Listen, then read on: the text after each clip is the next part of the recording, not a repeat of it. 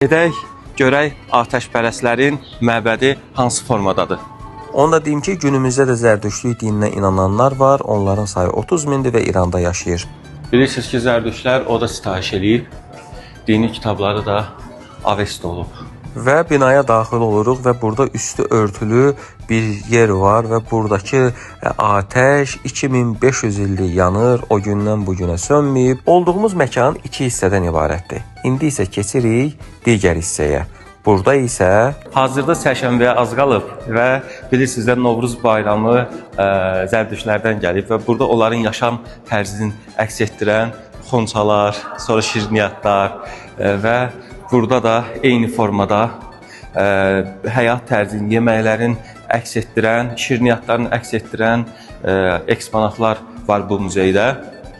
Heç nə çox yad gəlmədi, hər şey çox tanış gəldi. belə dostlar, sizdə ilə bu tarixi abidə ilə tanış etdik və Yazıda Zərdüştlərin digər abidələri də var. Bura gəlsəz, istəsəz baş çəkə bilərsiniz. Tarixi yerlər çoxdur, araşdırmaq lazımdır, gəzmək lazımdır, amma bizim işimiz var Volqa ilə Məkkəyə getmək.